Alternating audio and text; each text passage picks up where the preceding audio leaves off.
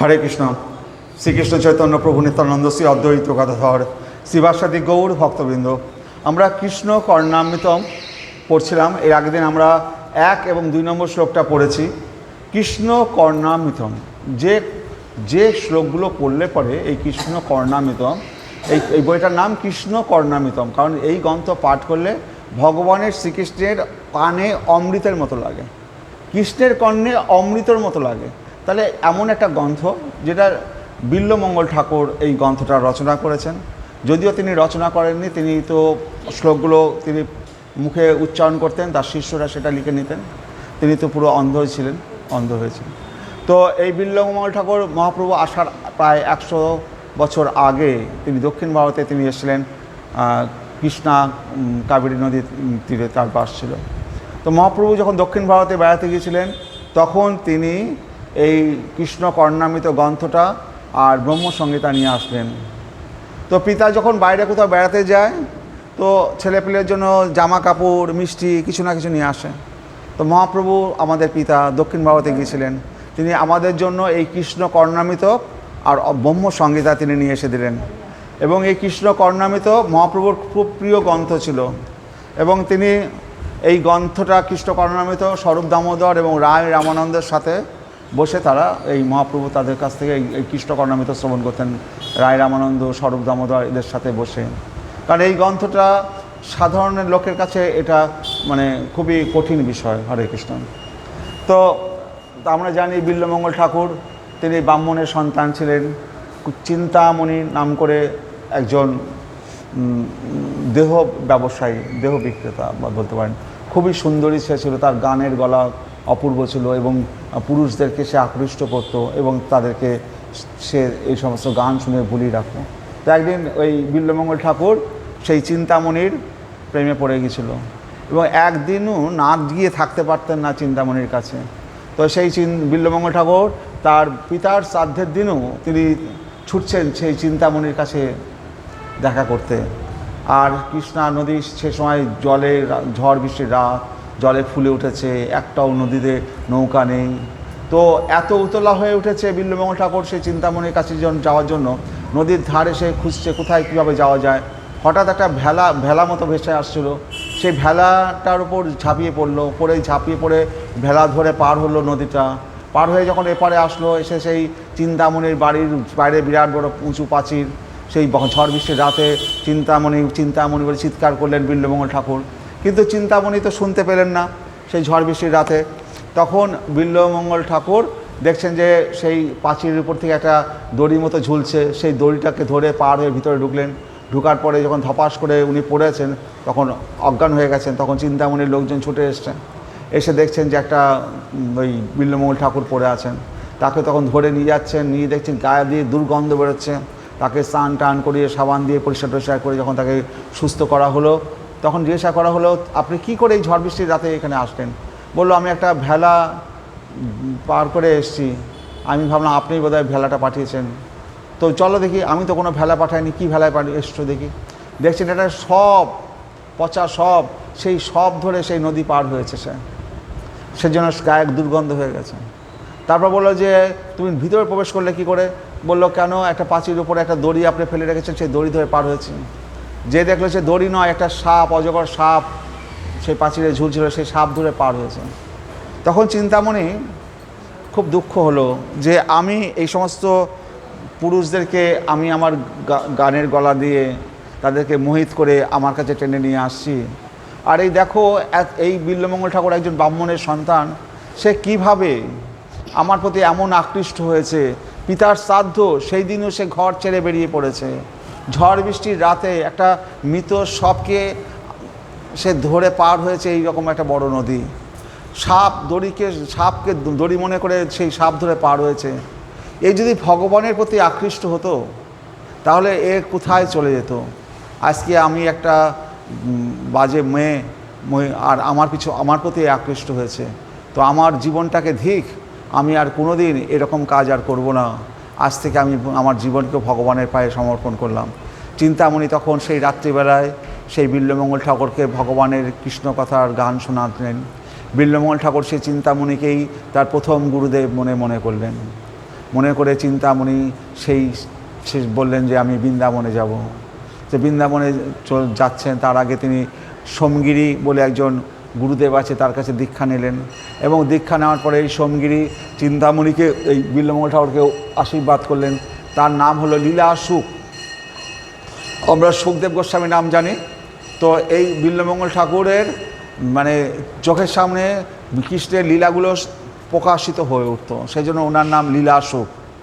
তো এই বিল্বমঙ্গল ঠাকুর সেই দৃশ্য দেখতেন, আর তিনি সংস্কৃততে সেই শ্লোকগুলো যখন উচ্চারণ করতেন তখন তার সঙ্গে শিষ্যরা সেই শ্লোকগুলোকে তারা লিপিবদ্ধ করত। এই করে করেই এই বইটা হয়েছে, নাম কৃষ্ণ কর্ণামৃতম। তো প্রথম শ্লোক, চিন্তামণি জয়তি সমগিরি গুরু মে শিক্ষা গুরুশ্চ ভগবান শিখিবিচ্ছ মৌলি যৎপাদ কল্পতরু পল্লব শেখরেশু লীলা স্বয়ম্বর রসম লভতে জয়শ্রী। চিন্তামণি জয়তি সমগিরি গুরু মে শিক্ষা গুরুশ্চ ভগবান শিখিবিচ্ছ মৌলি যৎপাদ কল্পতরু পল্লব শিখরেশু লীলা স্বয়ম্বর রসম লভতে জয়শ্রী। লভতে জয়শ্রী।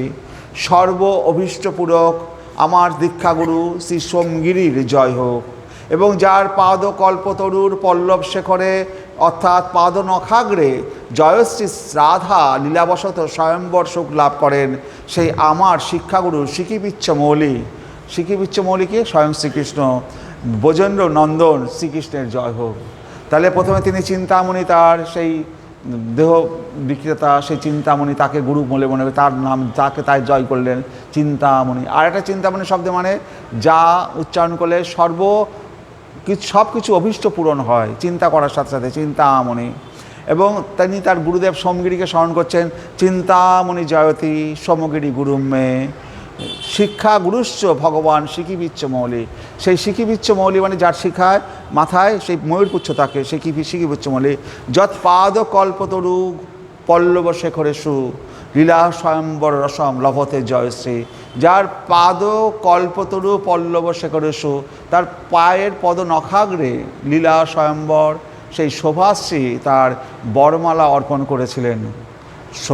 শোভাশ্রীকে একজন পৃথিবীর মধ্যে সবচেয়ে সুন্দরী কন্যা শোভাশ্রী, সে সারা চতুর্ভুবন ভ্রমণ করলো, তবু একজন সুন্দর পুরুষ পেল না যে তাকে স্বয়ং থেকে বর হিসাবে মনোনীত করবে।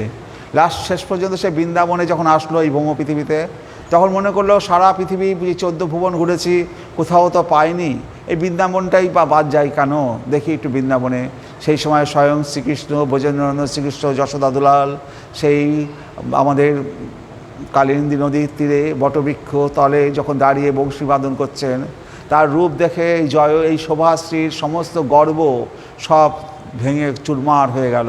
তিনি তখন চিন্তা করে দেখলেন, এই যে পুরুষটা, এর পুরুষের কোন অঙ্গের আমি তুল্য।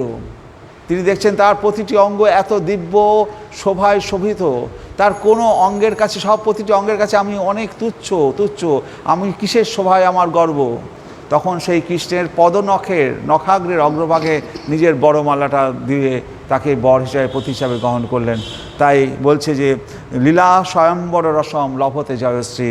সেই লীলা স্বয়ম্বর মানে বর খোঁজার জন্য সেই লীলা, সেই লভতে জয়শ্রী, সেই জয়শ্রীকে চিন্তামণি জয়তি সমগিরি গুরু মে শিক্ষা গুরুশ্চ ভগবান শিখিবিচ্ছ মৌলি যৎপাদ কল্পতরু পল্লব শেখরেশু লীলা স্বয়ম্বর রসম লভতে জয়শ্রী। তাহলে মনে পড়ল সেদিনকে প্রথম শ্লোকটা পাঠ করেছিলাম। হ্যাঁ, এরপরে দ্বিতীয় শ্লোক। হরে কৃষ্ণ। হ্যাঁ, না ঠিক আছে, এখন পায়ে ব্যথা করছে তো, ঠিক আছে। হরে কৃষ্ণ। এবার দ্বিতীয় শ্লোক। অস্তি শস্তরণী করাগ্র বিগলত কল্পপোষণা প্লুতম বস্তু প্রস্তুত বেনুনাদ লহরী নির্বাণ নির্বাকুলম শস্ত বিরুদ্ধ নিবি বিলসদ গোপী সহস্রাবিতম হস্ত ন্যস্ত নতাপবর্গ অখিল দোরম কিশোরাকৃতি। বেণু প্রস্তুত বেনুনাথ লহরী নির্বাণ নির্বাকুলম, যিনি বেনুনাথ লহরীর মাধুর্যানন্দে নির্বাকুল বা নিশ্চল।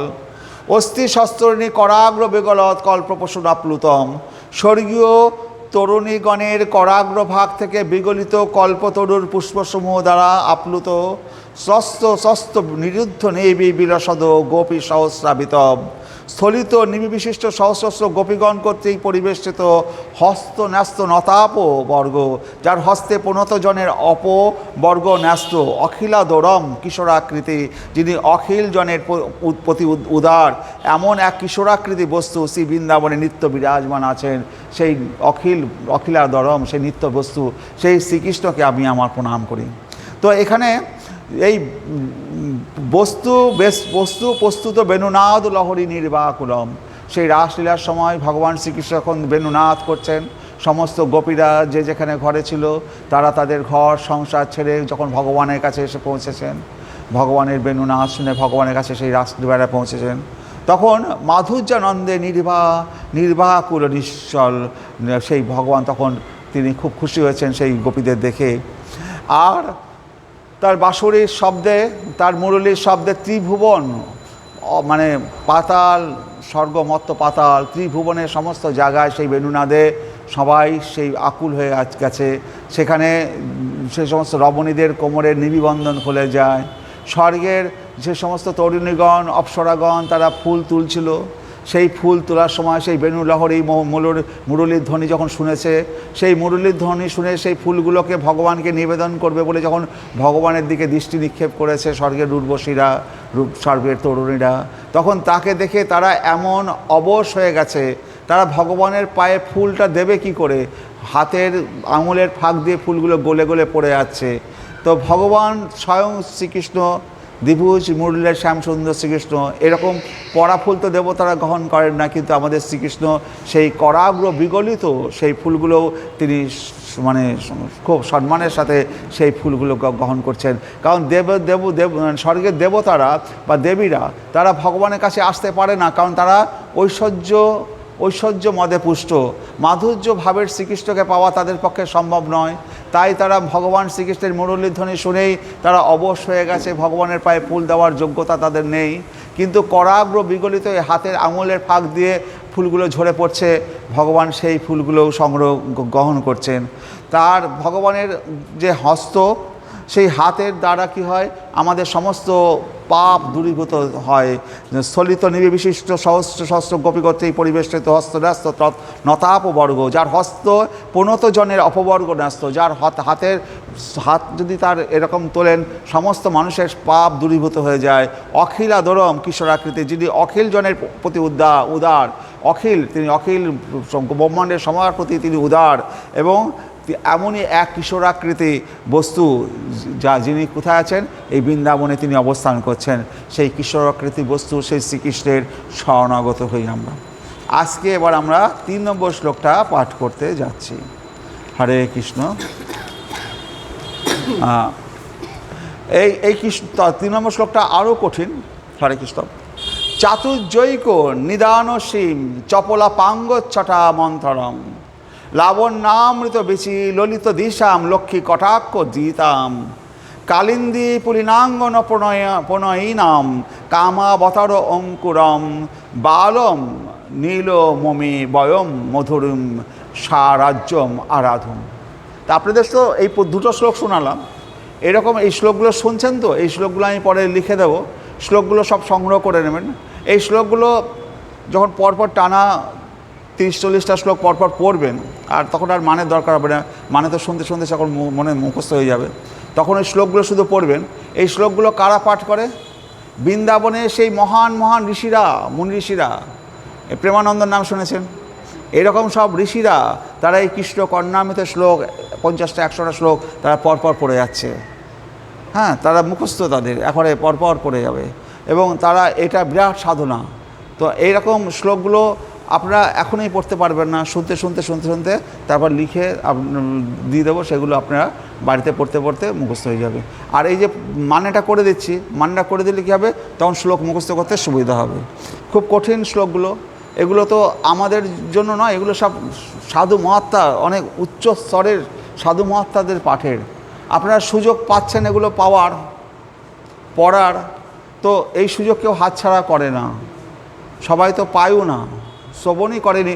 কৃষ্ণ কর্ণামৃত নাম কতজন শোনেনি, এটা আবার কী বস্তু রে বাবা, কোথায় থাকে, কি করে, কি খায়, কি পড়ে,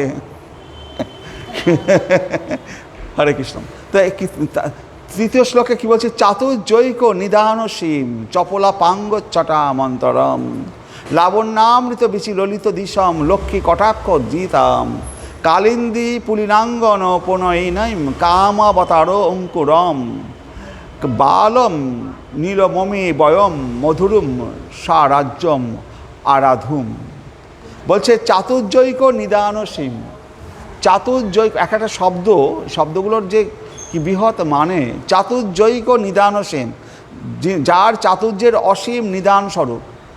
ভগবান শ্রীকৃষ্ণের মতো চাতুর্য এরকম ছলনাকারী তার কেউ নেই। কী করে গোপীদের কাছ থেকে মাখন চুরি করতে হয় তার থেকে কেউ জানে? এক গোপী ভগবান শ্রীকৃষ্ণকে বাঁধবে বলে ঠিক করেছে, দই টড়ি নিয়ে বসে আছে। কৃষ্ণ আসে না, কৃষ্ণ আসে না, কৃষ্ণ এসেছে মাখন চুরি করতে। কৃষ্ণকে ধরে ফেলেছে, ধরে ফেলে কৃষ্ণকে বেঁধেছে। আর কৃষ্ণ সাথে সাথে বাধাটা খুলে ফেলেছে। খুলে ফেলে বলছে, গোপী তুই আমাকে বাঁধতেও জানিস না? হ্যাঁ, ভালো করে বাঁধ আমাকে। তুই বাঁধা শেখায়নি তোর শাশুড়ি? দাঁড়া, কী করে বাঁধতে হয় তোকে আমি শিখিয়ে দিচ্ছি। তুই লাঠি, তুই এই বাঁশের সাথে দাঁড়া, আমি শিখিয়ে দিচ্ছি, তারপরে তুই আমায় বাঁধবি। ওই গোপীটাকে বেঁধে টেঁধে দিয়ে চলে গেছে বাঁশের সাথে। তো শাশুড়ি এসে দেখছে যে এই দড়ি দিয়ে বৌমা বলেছে কৃষ্ণকে গোপালকে বাঁধবে, আর গোপালই আমার বৌমাকে বেঁধে দিয়ে চলে গেছে। তো এইরকম চাতুর্যৈক নিদানসীম, যার চাতুর্যের অসীম নিদান স্বরূপ, তার মতো চাতুর্য আর কেউ নেই। তো মাখন চুরি করে খাবে, তো সেখানে দেখছে যে বৌমারা সবসময় পাহারা দিচ্ছে। কৃষ্ণ কী করলো? গোয়াল ঘরে গেল। গোয়াল ঘরে গেলে গরুগুলো তো মাঠে ছাড়া আছে, গোয়াল ঘরে গিয়ে বাছুরগুলোকে ছেড়ে দিয়েছে। এবার বাছুরগুলো হাম্বা হাম্বা করতে করতে দৌড়াচ্ছে। এবার বাছুরগুলো যদি মায়ের কাছে গিয়ে দুধ খেয়ে নেবে, বাড়ির বৌমারা তখন ছুটছে বাছুর ধরতে, আর ওই ফাঁকে গিয়ে মাখন চুরি করে খেয়ে চলে যাচ্ছে। তো এরকম গোপাল, যার চাতুর্যৈক নিদানসীম, যার চাতুর্যের অসীম নিদান স্বরূপ, যার চাতুর্যের শেষ নেই। চপলা পাঙ্গচ্ছটা মন্থরম, চপল অপাঙ্গ ছটায় ব্রজ সুন্দরীগণের গতি মন্থর হয়ে যায়। চপলা পাঙ্গচ্ছটা মন্থরম, শ্রীকৃষ্ণ এমন সুন্দর দেখতে, যখন গোপীরা তাকে দেখে তখন গোপীদের পা অবশ হয়ে যায়, তারা হাঁটতে পারে না, তারা চলতে পারে না, কৃষ্ণ থেকে ভ্যাবা চাকার মতো তাকিয়ে থাকে। অপাঙ্গ চপলা পাঙ্গচ্ছটা মন্থরম, চপলা পাঙ্গচ্ছটা, সেই চপল চোখ, যার চোখ দুটো সবসময় নৃত্য করছে, ভগবানের চোখ ভ্রু নৃত্য করছে। ভগবানের এরকম রূপ দেখে গোপীরা চলে যাবে কি, গোপীরা দাঁড়িয়ে পড়ে এবং তাদের হাত পা অবশ হয়ে যায়। তার চপলা পাঙ্গচ্ছটা মন্থরম, তার চপল অপাঙ্গ ছটায় ব্রজ সুন্দরীগণের গতি মন্থর হয়ে যায়। তাদের চলাচল থেমে যায়, যেতে পারে না, তাদের গতি মন্থর হয়ে যায়, পা অবশ হয়ে যায়। লাবণ্যামৃত বিচি ললিত দিশাম লাবণ্যামৃত লহরী মালায় যার দৃষ্টি চঞ্চল। লাবণ্যামৃত লহরী মালায় যার দৃষ্টি চঞ্চল। ভগবানের চোখ, মানে আমাদের মা দুর্গার চোখ স্থির নয়, চঞ্চল। আমি মা দুর্গার চোখ দর্শন করার সৌভাগ্য আমার হয়েছিল। তো হরে কৃষ্ণ, তো চোখ দুটো এরকম চঞ্চল, হ্যাঁ, এক জায়গায় স্থির, হ্যাঁ নড়ছে, বুঝতে পারছি, এরকম নড়বে চোখের দুটো মণিটা না, এরকম নড়বে, স্থির থাকবে না। আমাদের চোখটা স্থির, তো মা দুর্গার চোখ এরকম চঞ্চল। তো ভগবান কৃষ্ণের চোখ তাহলে কীরকম? চঞ্চল। হরে কৃষ্ণ। তাই বলছি যে লাবণ্যামৃত বেশি ললিত দিশাম, লাবণ্যামৃত লহরী মালায় যার দৃষ্টি চঞ্চল।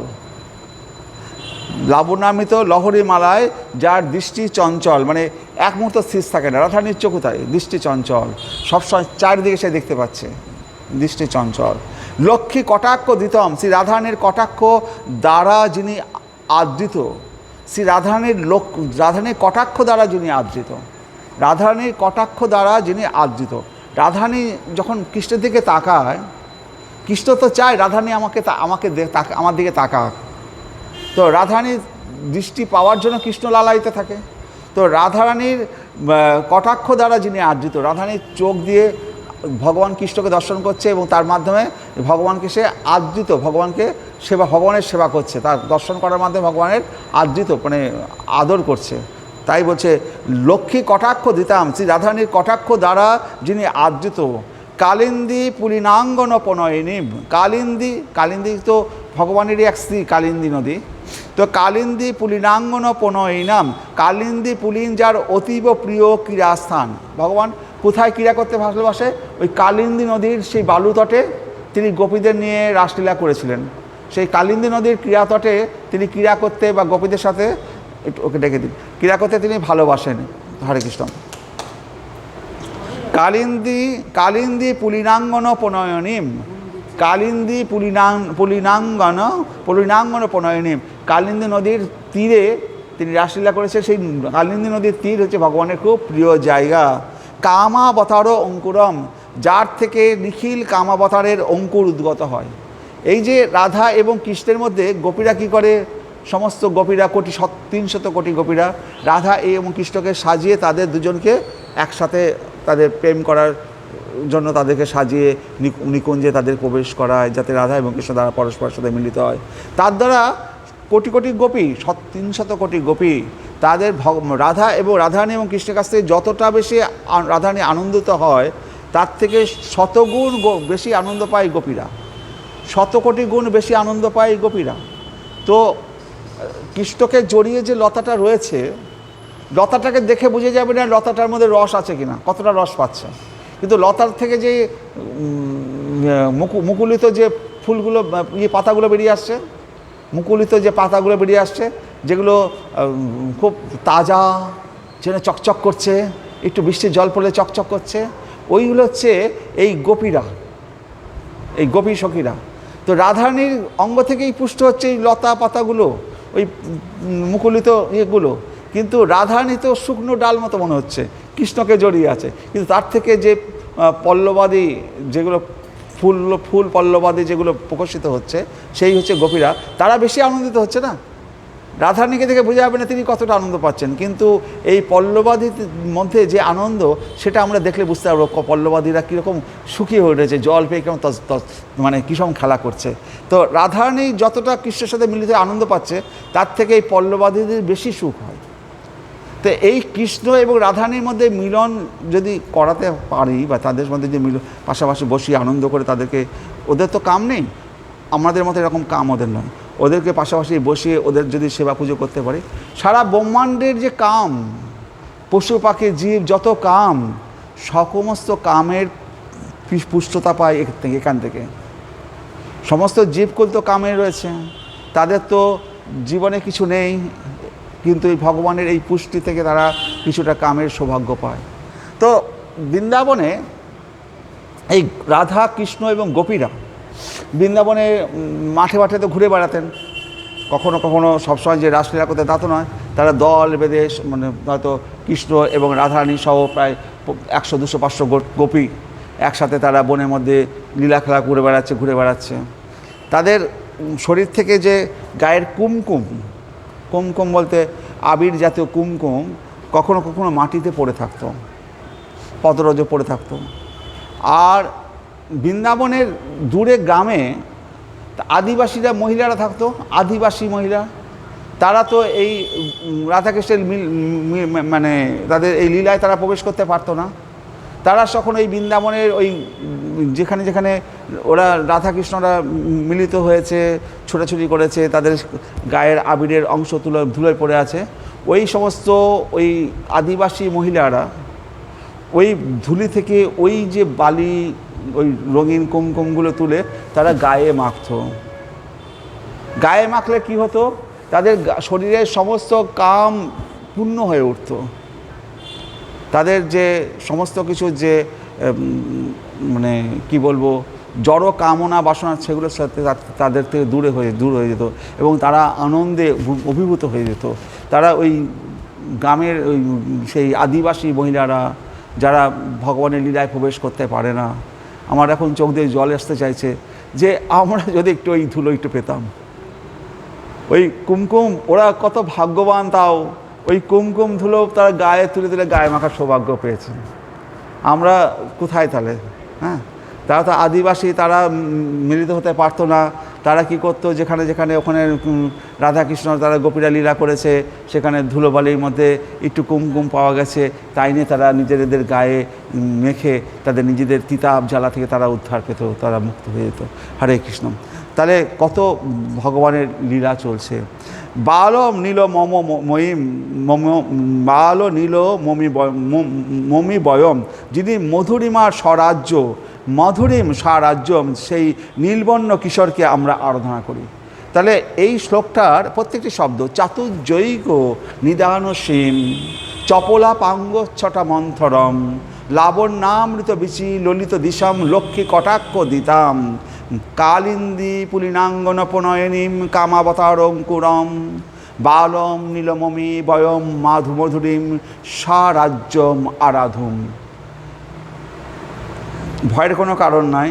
কঠিন মনে হচ্ছে এই শ্লোকটা, এবার আমরা আস্তে আস্তে যখন ব্যাখ্যা করব, আস্তে আস্তে এই শ্লোকটা এবার আরও বুঝতে সুবিধা হবে। হরে কৃষ্ণ।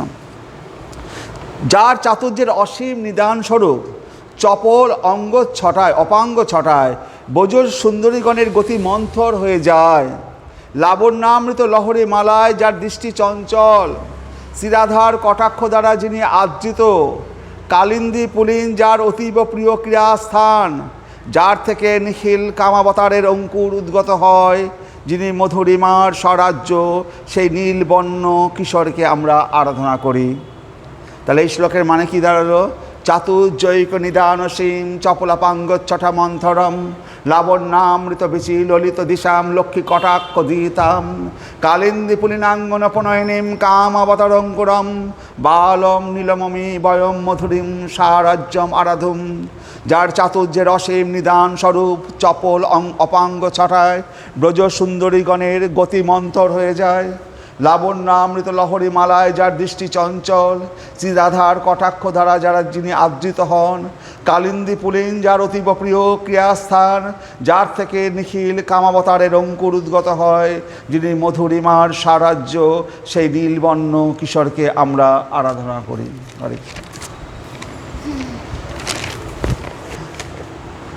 অমি বয়ম বালাম আরাধুম, আমরা সেই কিশোরের আরাধনা করব। ওম লাস্ট শ্লোকের লাস্ট লাইন আছে না, যে বালম নীলমমি বয়ম মধুরিম স্বরাজ্যম আরাধুম।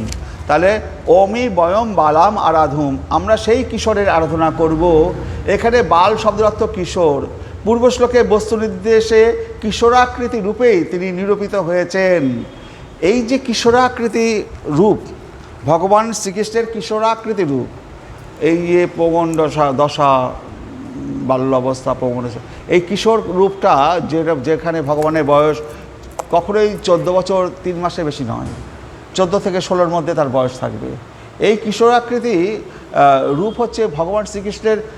যত রূপে আমরা ভগবান শ্রীকৃষ্ণের পুজো করি, তার মধ্যে আমাদের পুজো করতে হয় এই দ্বিভুজ মূঢ়ধারী শ্যামসুন্দর শ্রীকৃষ্ণ, যার বয়স কখনো 16 বছরের ঊর্ধ্বে নয়। এই কিশোরাকৃতি শ্রীকৃষ্ণই আমাদের আরাধ্য বস্তু। চৈতন্য মহাপ্রভু বলেছেন, আরাধ্য ভগবান ব্রজেশত নয়, আমাদের আরাধ্য ভগবান ব্রজেশত নয়।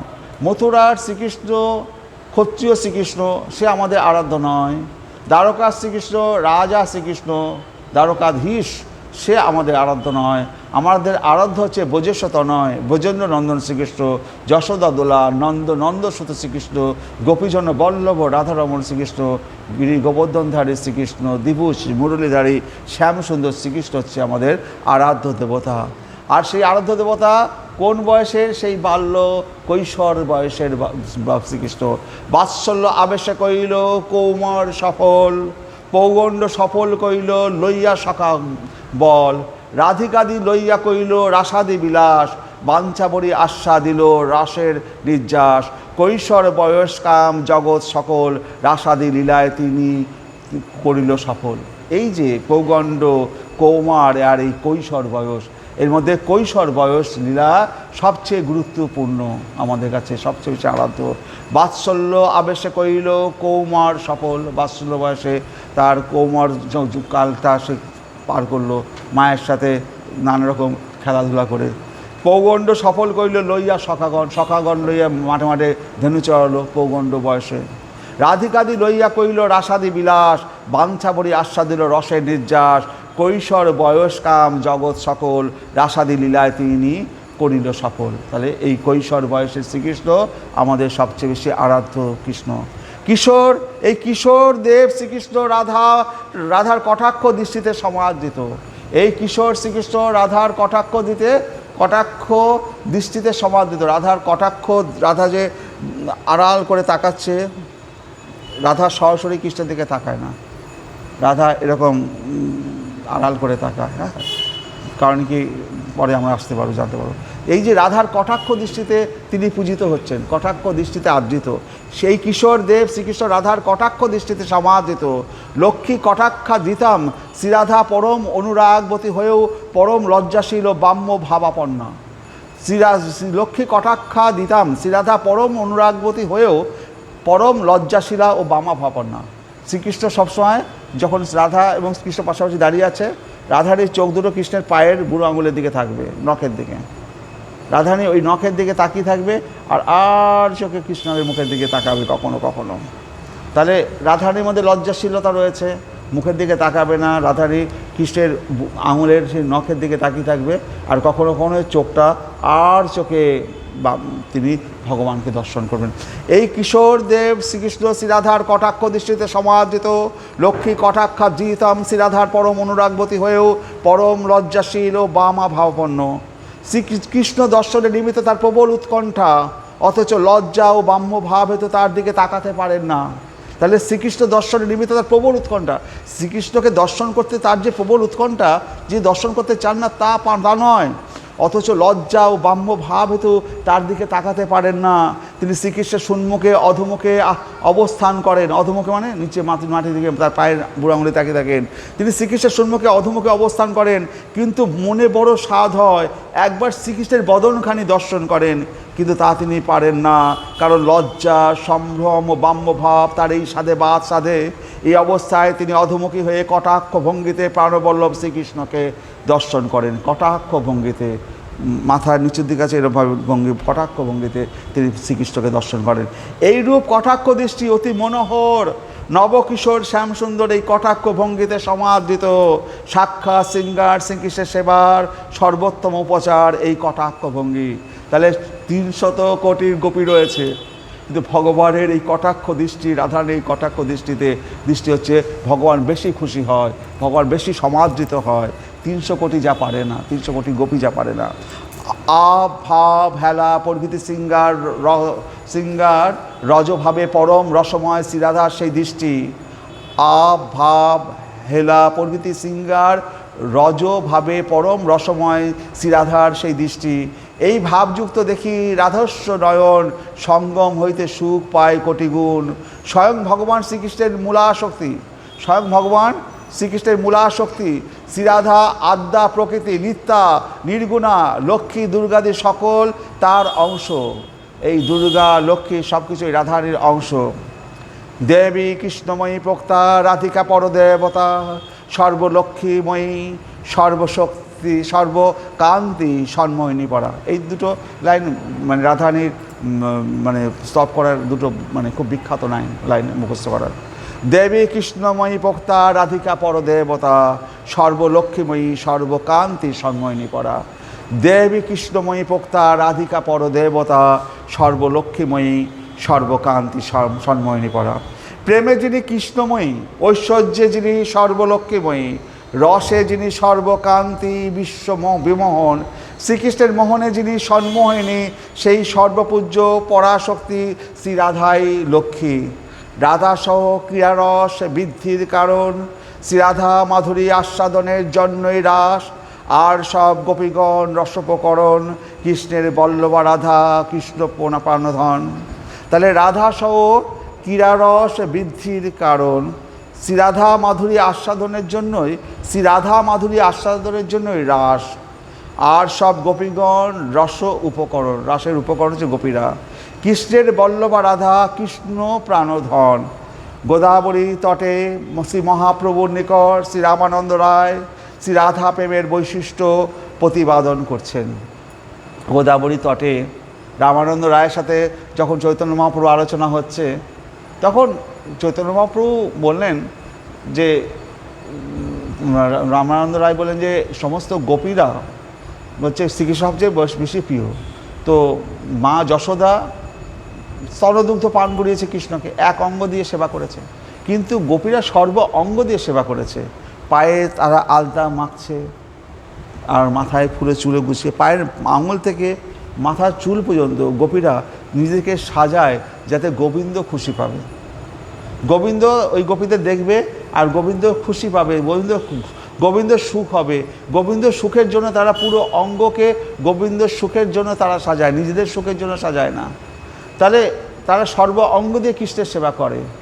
তখন ভগবান চৈতন্য মহাপ্রভু রামানন্দ রায়কে বলল যে এই যে গোপীরা সর্বসুখ দিয়ে কৃষ্ণকে যে সাজায়, তার মধ্যে যে রাধা যে শ্রেষ্ঠ, সেটা কী করে বিচার করব?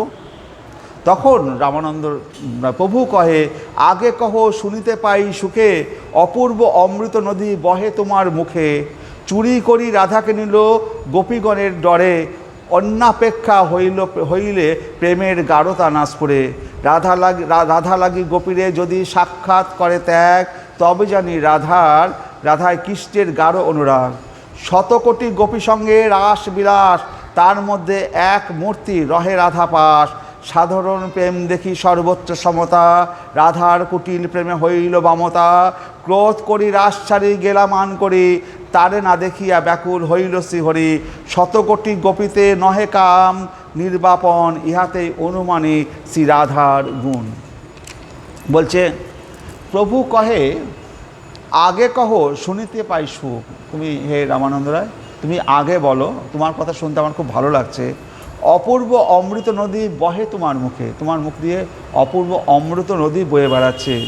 চুরি করি রাধাকে নিল গোপীগণের ডরে, অন্যপেক্ষা হইলে প্রেমের গাঢ়তা নাশ করে। তো যখন রাসলীলা হচ্ছিল, তখন রাধারানী যখন দেখলো যে শ্রীকৃষ্ণ অন্যান্য গোপীদের সাথে তিনি প্রেম করছেন, কোনো গোপীর হাতটা নিয়ে চুম্বন করছেন, কোনো গোপীর রাধাকৃষ্ণের গালে কাঁধে হাত দিচ্ছে, তো কৃষ্ণের সাথে যে প্রেমটা হচ্ছে, তো দেখছি যে সাধারণ প্রেম। তো কৃষ্ণ শ্রীরাধা তো এটা চায়নি।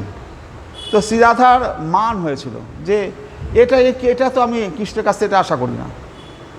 আর আমি যে শ্রীকৃষ্ণকে বিশেষভাবে আলাদাভাবে ভালোবাসি, তাহলে আমার ভালোবাসার মানটা কোথায়, আমার স্ট্যান্ডার্ডটা কোথায়? আমিও কি এই গোপীদের মতো ওই কৃষ্ণ আমার গালে চুমু খাচ্ছে, আমি গোপীরা গিয়ে কৃষ্ণের হাত চুমু খাচ্ছে, কৃষ্ণের সাথে কৃষ্ণকে জড়িয়ে ধরছে, যাই হোক এইরকম যে লীলা করছে কৃষ্ণের সাথে গোপীদের, তো এইটা সাধারণ, এটা হচ্ছে ভৌতিক জগতের এই সমস্ত লীলা, এগুলো রাধারানীর মনে ভালো লাগছে না। রাধারানীর তখন মান হলো, মান হয়ে তিনি রাধারানী তখন ওইখান থেকে চলে গেলেন। তাই বল তারপরে কি হলো, কৃষ্ণ কী করেছে, রাধারানীর মানকে গুরুত্ব দেওয়ার জন্য তিনি রাধারানীকে চুরি করে নিয়ে গেলেন, আর গোপীদের কাছ থেকে কৃষ্ণ উধাও হয়ে গেল। গোপীদের অহংকার হয়েছিল, স্বয়ং ব্রহ্মাণ্ডপতি শ্রীকৃষ্ণ আমাদের কাঁধে হাত দিয়ে নৃত্য করছে, আমি না কত বড় লক্ষ্মী দেবীর থেকে কত বড় সৌভাগ্যবতী হয়ে গেছি, সমগ্র ব্রহ্মাণ্ডপতি কিনা আমার কাঁধে হাত দিয়ে নৃত্য করছে, আমি তাহলে কীরকম দেখতে, আমার কী সৌভাগ্য, আমার যে ব্রহ্মাণ্ডপতি শ্রীকৃষ্ণ আমার কোমর ধরে নৃত্য করছেন। তাদের মনে অহংকার আসলো, সাথে সাথে কৃষ্ণ তাদের থেকে উধাও হলেন, আর রাধারানী মান করেছিল, রাধারানীকে নিয়ে কৃষ্ণ উধাও হয়ে চলে গেলেন। তাই বলছে চুরি করি রাধাকে নিল গোপীগণের ডরে, গোপীগণের ডরে 300 কোটির মাঝখান থেকে রাধারানীকে চুরি করে নিয়ে চলে গেল শ্রীকৃষ্ণ। অন্যপেক্ষা হইলে প্রেমের গাঢ়তা নাশ করে, রাধা লাগি গোপীরে যদি সাক্ষাৎ করে ত্যাগ, তবে জানি রাধায় কৃষ্ণের গান অনুরাগ। রাধা লাগি গোপীরে যদি 300 কোটি গোপীকে ত্যাগ করেছে শুধু রাধার জন্য, রাধা লাগি গোপীরে যদি সাক্ষাৎ করে ত্যাগ, তবে জানি রাধায় কৃষ্ণের গাঢ় অনুরাগ। 100 কোটি গোপীর সঙ্গে রাস বিলাস, তার মধ্যে এক মূর্তি রহে রাধা পাশ। সাধারণ প্রেম দেখি সর্বত্র সমতা, রাধারানী বলছে এই তো সাধারণ প্রেম, সাধারণ প্রেম দেখি সর্বত্র সমতা। রাধার কুটিল প্রেম হইল বামতা, রাধারানী তখন এই দৃশ্য দেখে তিনি বামতা মানে মান করলেন। ক্রোধ করি রাস ছাড়ি গেলা মান করি, রাধারানী সেই রাস ছেড়ে যখন রাধারানী চলে গেলেন, তারে না দেখিয়া ব্যাকুল হইল শ্রীহরি। 300 কোটি গোপী রয়েছে, কিন্তু রাধারানী যেহেতু রাস ছেড়ে চলে গেছে, তখন শ্রীকৃষ্ণ ব্যাকুল হইল শ্রীহরি। 100 কোটি গোপীতে নহে কাম নির্বাপন, শতকোটি 300 কোটি গোপী ছেড়ে এদের দ্বারা তার কাম নির্বাপন হবে না। ইহাতেই অনুমানে শ্রী রাধার গুণ। এর দ্বারা বোঝা যায় রাধার গুণ কতটা বেশি শ্রীকৃষ্ণের কাছে। তো মহাপ্রভু প্রশ্ন করেছিল যে এই সাধারণ গোপীদের সাথে রাধার মধ্যে কি কোনো পার্থক্য নেই? তখন বলল হ্যাঁ, পার্থক্য আছে। দেখো, শতকোটি গোপীকে পরিত্যাগ করে শুধু রাধা রানীকে পাওয়ার জন্য যে শ্রীকৃষ্ণ, তবে তো বোঝা যাচ্ছে রাধারানীর স্ট্যান্ডার্ডটা, মানটা কোথায়। শ্রীকৃষ্ণের অন্তরে শ্রীরাধার সহিত নির্জন বিলাসের বাসনা উদিত হলে সম্মুখে শতকোটি গোপীবালা, তাই প্রকাশ্যে তিনি কিছু বলতে পারলেন না। তাই চতুর চূড়ামণি চপল নয়নের কুটিল কটাক্ষে শ্রীমতীকে ইঙ্গিতে মনের ভাব জ্ঞাপন করলেন। তাই চতুর চূড়ামণি চপল নয়নের কুটিল কটাক্ষে শ্রীমতীকে ইঙ্গিতে মনের ভাব জ্ঞাপন করলেন। তো কৃষ্ণ বললেন, হে রাধে, চলো আমি তোমাকে নিয়ে দূরে কোথাও যাব। শ্রীরাধার ও শ্রীকৃষ্ণের রাসস্থলী থেকে নিষ্কমনা দিতে শ্রীকৃষ্ণের চাতুর্য সীমা প্রকাশ পেয়েছে। এই যে রাধারানীকে শ্রীকৃষ্ণ যে নিয়ে যাচ্ছেন, 300 কোটি গোপী তাদের মাঝখান থেকে রাধারানীকে চুরি করে নিয়ে যাচ্ছে, 300 কোটি বুঝতে পারছে, 300 কোটি গোপী ধরতে পারছে না। তাহলে এই চাতুর্য, ভগবান কৃষ্ণের মতো তো চাতুর্য কেউ জানে না। তাই বলছে শ্রীরাধা ও শ্রীকৃষ্ণের রাসস্থলী থেকে নিষ্কমনা দিতে শ্রীকৃষ্ণের চাতুর্য সীমা প্রকাশ পেয়েছে। চাতুর্যৈক নিদান সীম চপলা পাঙ্গচ্ছটা মন্ত্রম। আমরা শ্লোকে যে লাইনটা পড়েছি, চাতুর্যৈক নিদান সীম চপলা পাঙ্গচ্ছটা মন্ত্রম, যার অপাঙ্গ ছটায় ব্রজগোপীগণের গতি মন্তর হয়ে যায়, তিনি শ্রীরাধার কটাক্ষে সমাদৃত হয়ে থাকেন। মহালক্ষ্মীর কটাক্ষে সমাদৃত বলে সাদরে সংকেত জ্ঞাপন করায় তার অভিলাষ। গোপীগণের প্রেম রূঢ় মহাভাব নাম, বিশুদ্ধ নির্মল প্রেম কভু নয় কাম। কাম প্রেম দোহাকার বিভিন্ন লক্ষণ, লোহ আর হেম জয়ছে স্বরূপে বিলক্ষণ। আত্মেন্দ্রিয় প্রীতি ইচ্ছা তারে বলি কাম, কৃষ্ণেন্দ্রিয় প্রীতি ইচ্ছা ধরে প্রেম নাম। কামের তাৎপর্য নিজ সম্ভব কেবল, কৃষ্ণ সুখ তাৎপর্য হয় প্রেম মহাবল। অতএব কাম প্রেম বহুত অন্তর, কাম অন্ধতম প্রেম নির্মল ভাস্কর। অতএব গোপীগণে নাহি কামগন্ধ, কৃষ্ণ সুখ লাগি মাত্র কৃষ্ণ সে সম্বন্ধ। গোপীগণের শ্রীকৃষ্ণ বিষয়ক প্রেমের নামই হচ্ছে কাম।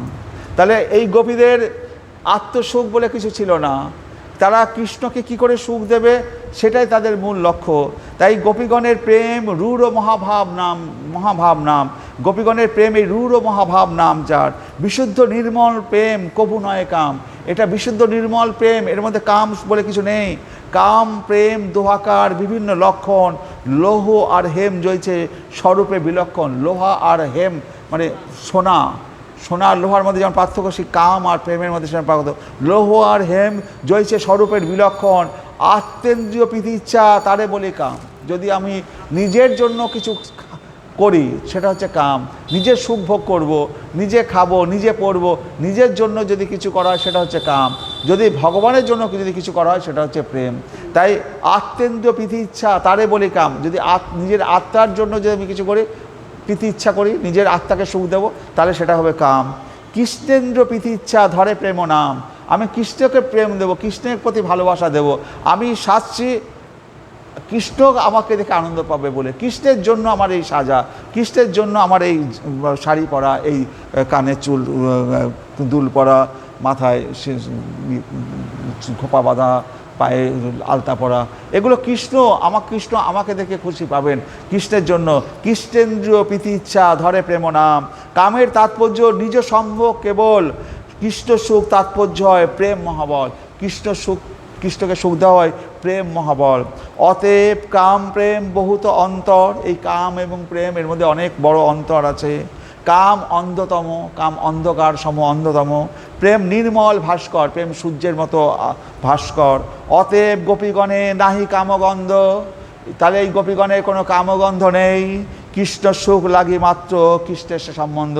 কৃষ্ণের সুখ দেওয়ার জন্যই তাদের এই সমস্ত লীলা। গোপীগণের শ্রীকৃষ্ণ বিষয়ক প্রেমের নামই কাম। এই গোপীগণের কৃষ্ণ বিষয়ক যে প্রেম, এটার নামই বলা হচ্ছে কাম। আসাম প্রেম বিশেষ হয়ং প্রাপ্ত কামপি মাধুরীম, তৎক্রীড়া নিদান ধ্যাত কাম ইতুচ্যতে বোধই। ব্রজসুন্দরীগণের প্রেম বিশেষ কোনো অনির্বচনীয় মাধুরী প্রাপ্ত হয়ে সেই ক্রীড়ার কারণ হয় বলেই পণ্ডিতেরা এই প্রেম বিশেষকেই কাম বলে অভিহিত করেন। বাহ্যে ক্রিয়াসাম্য অথচ অন্তরে আত্মেন্দ্রিয় সুখবাসনার অত্যন্ত অভাব এক অতি দুর্গেয় রহস্য। বাহ্যে ক্রিয়াসাম্য অথচ অন্তরে আত্মেন্দ্রিয় সুখবাসনার অত্যন্ত অভাব, মানে নিজের ইন্দ্রিয় সুখবাসনা তাদের কোনো দরকার নেই, সেটা তাদের ভিতরে নেই। এক অতি দুর্গেয় রহস্য। এদের প্রেমকে কাম সম্বন্ধে অভিহিত করে সেই দুর্গেয় রহস্যেরই ইঙ্গিত করা হয়েছে। সহজে গোপীর প্রেম নহে প্রাকৃত কাম। এই গোপীর প্রেম প্রাকৃত কাম নয়। কাম ক্রীড়া সাম্যে তার কহিরাম, যার মোহন বংশীর সুরে স্বর্গের লক্ষ্মীগণ আকৃষ্ট হয়ে উৎফুল্ল নয়ন কমলে তার অর্চনা করে থাকেন। যার মোহন বংশীর সুরে স্বর্গে যে লক্ষ্মীগণ থাকেন আকৃষ্ট হয়ে উৎফুল্ল নয়নে কমলে তার অর্চনা করে থাকেন। ইনি অখিল কমলাগণের চিত্তহারী। তিনি অখিল সমস্ত ব্রহ্মাণ্ডের কমলাগণের লক্ষ্মীগণের চিত্তকে হরণ করেন। শ্রীরাধার মদন মোহন নিখিল বিশ্ব ব্রহ্মাণ্ডের সমস্ত কামের বীজ বা অঙ্কুর স্বরূপ। বৃন্দাবন পুরন্দর মদন গোপাল রাস বিলাসে সাক্ষাৎ ব্রজেন্দ্র কুমার। শ্রীরাধা ললিতার সঙ্গে রাস বিলাস মন্মথ রূপে যাহার প্রকাশ। হরে কৃষ্ণ। তাহলে বৃন্দাবন পুরন্দর মদন গোপাল রাস বিলাসী সাক্ষাৎ ব্রজেন্দ্র কুমার। শ্রীরাধা ললিতার সঙ্গে রাস বিলাস মন্মথ রূপে যাহার প্রকাশ। বৃন্দাবন পুরন্দর মদন গোপাল রাস বিলাসে সাক্ষাৎ ব্রজেন্দ্র কুমার। শ্রীরাধা ললিতার সঙ্গে রাস বিলাস মন্মথ রূপে যাহার প্রকাশ। হরে কৃষ্ণ কৃষ্ণ কৃষ্ণ হরে হরে, হরে রাম রাম রাম হরে হরে, হরে কৃষ্ণ কৃষ্ণ কৃষ্ণ হরে হরে, হরে রাম রাম রাম হরে হরে। ওম নমো ভগবতে।